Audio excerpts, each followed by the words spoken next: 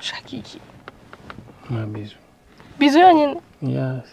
Urandeka nce ngenda. Yeah.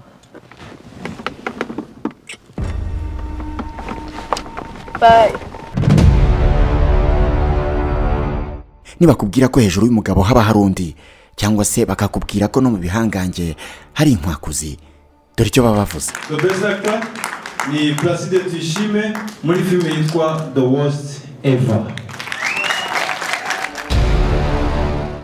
Ku itariki 27 z'ukwa 9 2024 ibinyabiziga byose byo mu mujyi wa Kigali, abantu ku giti cyabo by'umwihariko abakunzi ba sinema nyarwanda, ahantu bari bafite aho kwerekeza ni hamwe honyine.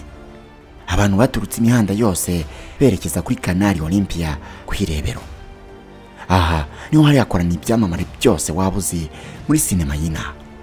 Abastari nk'abahavu Janet n'umugabo we Freli, Kiraman, Dr. Nsabi, Clapton Kibonke, Nyambo na Titi Brown, Marie France n'ibindi byamamare byinshi byari byabukere.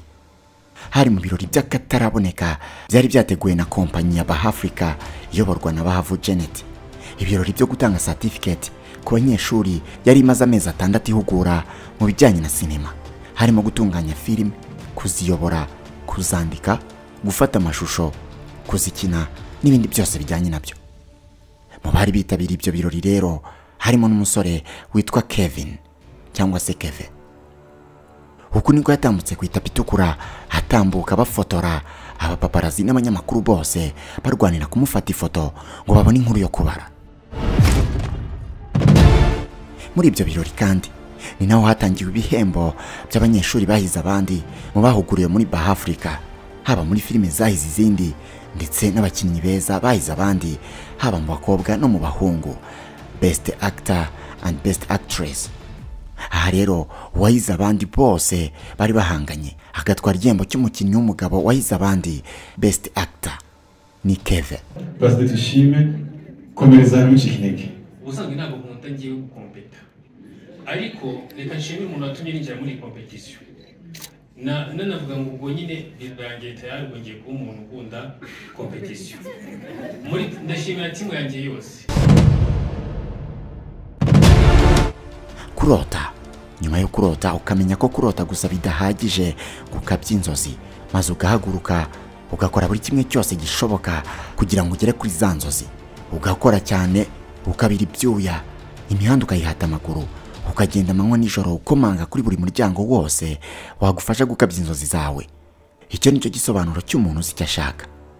Ibyo byose rero nibyo uyu musore yahurije hamwe, akora buri kimwe cyose hatitaye ku kiguzi byamusabye kugeza abaye umukinnyi wa film ukomeye, umwe mu beza u Rwanda rufite uyu munsi. Umva nyine. Basi se nta morning run wenda turi bukore mu buryo wataha.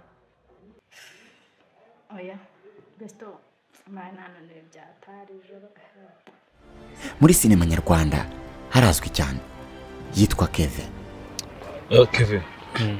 Babarumbwire ko wabonye umugabo ushobora kumfasha. Rimwe cyangwa kenshi waramubonye muri filime zitandukanye yagaragayemo, kuva ku yitwa Isi dutuye, yitwa The Visitor, Imfura Royo, The Punishment, My Father in Law n'izindi nyinshi. Kevin ni umuhanga koko. Bayafandi namwe nimukajye mureka ibintu ubusubwo urashaka nk'ubu tuvuye ko atari kumuhotera. Ni iki kintu nakoze uri kumfatira?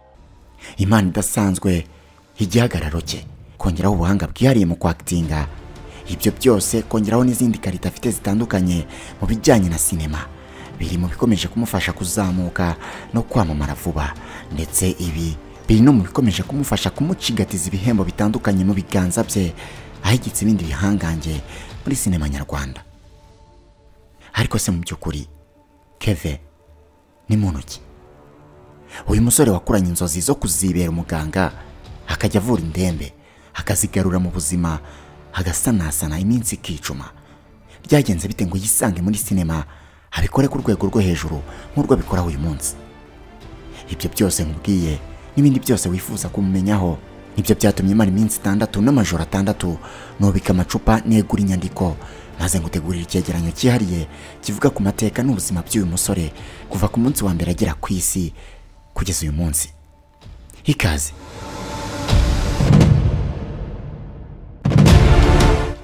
Ikaze nanone mu kiganiro cyacu kandi cyane byose bitangirira mu bitaro by'ahantu hamwe. Kevin yaravutse. Ababyeyi be batazuyaje bamwise Placide Tuyishime, gusa muri sinema yamamaye nka Kevin. Avuka mu muryango w'abana 6, harimo abakobwa 4, hari nabo bakuru kuri we, naho we akaba wa 5, inyuma ye hakaba undi mwana w'umuhererezi birumvikana. Gusa aba ntibagize amahirwe yo kuba bagifite ababyeyi bombi, kuko papa wabo nta gihari, basigaranye na mama wabo. Kevin yaje gukura havamo umusore ushinguye, umusore w'ibigango, umusore ukurura abo badahuje igitsina. Kimwe n'abandi basore bose, amaze gukura yatangiye gushakisha ubuzima, atangira urugamba rwo guhiga imibereho no kwiteza imbere. Muri uko gushakisha rero yagerageje ibintu byinshi, ariko birangira yirundumuriye muri sinema. Gusa ariko nubwo uyu munsi tumuzi muri sinema, burya Kevin yakuze arota kuzaba umunyamakuru ukomeye inaha cyangwa se umuganga. Ariko cyane cyane ngo yakuze yumva yifuza cyane kuzaba umuganga. Ariko uko yagiye akura, ibyo kuvura abantu byagiye bimuvamo gake gake, ahubwo noneho atangira kugira inyota yo kuzaba umufilmmaker. Ariko se uyu musore wakuze arota kuzaba umuganga ni gute yisanze muri sinema? Byose byatangiye ubwo yinjiraga muri Kwetu Film Institute. Iki ni ikigo cyamamaye cyane inaha mu kwigisha ibijyanye na sinema byose. Aha ni urugendo rwe muri sinema rwatangiriye. Nyuma yo kurangiza amasomo ye muri Kwetu Film Institute, ibyo yize yatangiye kubishyira mu ngiro ku isoko ry'umurimo. Yakoze imirimo myinshi itandukanye. Yabayeho umukameraman, aho umwanditsi wa filime, aho umudirector, ndetse yanabaye umuproducer, kuko nk'ubwo afite filime zigera muri 2 yashoyemo amafaranga, zirakorwa ziranasohoka. Uyu munsi ibyo byose aracyabikora. Ni umushoramari muri sinema, ariko noneho ubu hiyongereho no kuba hasigaye ari umukinnyi wa filime ubarizwa muri BAHAfrica. Kugeza ubu amaze kugaragara muri filime zitandukanye zitunganywa na BAHAfrica. Izo zirimo The Visitor, The Punishment, Imfura Royal, My Father-in-Law n'izindi. Izi zose ziri kuri YouTube channel yitwa Impanga TV ya Bahavu Janet. Kevin kandi afite n'izindi filime akina zica kuri YouTube channel ye bwite yitwa Kevin 1, zirimo yitwa The Last Born, iri guca ibintu muri iyi minsi. Wasura iyi channel ukayireba. Nibyo uyu munsi ni umukinnyi wa filime ubarizwa muri BAHAfrica. Ariko uburyo yatangiye gukina filime n'uburyo yinjiye muri BAHAfrica nabyo ni inkuru yo kubara. Byose byatangiye ubwo yatangiraga kubwirwa n'abantu benshi ko yashobora kwactinga, ndetse umuntu umwe wateguraga filime umunsi umwe amugirira icyizere, amubwira ko hari role ashaka kumuha muri filime ye. Nyuma yo kubona ko abantu benshi bamubonamo iyo mpano, yafashe icyemezo cyo kujya muri BAHAfrica, akajya kwihugura mu buryo bw'imikinire no gukarishya impano ye. Nuko yisanze muri BAHAfrica, aho abarizwa uyu munsi. Ibyakurikiyeho nta mateka. Ku itariki ya 14 z'ukwa gatatu 2024 nibwo yinjiye muri BAHAfrica. Yarahuguwe, ndetse nyuma yaho hatangira kugaragara muri ziriya filime zakunzwe na benshi, zimwe nakubwiye haruguru, hari nazo zimaze kumugira icyamamare mu gihe gito amaze yinjiye muri sinema. Nyuma y'amezi 6 ageze muri BAHAfrica, yasoje mu mahugurwa ndetse ahabwa certificate. Aha kandi ni nawe yegukana igihembo cy'umukinnyi wahize abandi mu bagabo, Best Actor. Igihembo yishimiye cyane. Ndashimira timu yanjye yose. Hanyuma nshimira umwe mu banyeshuri wanyakuraje akambwira ngo bino bintu bikore. Davis muri niteke ya mbere ari hano, ndamushimiye. Uyu munsi Kevin ni umukinnyi wa filime, akaba n'umushoramari muri sinema.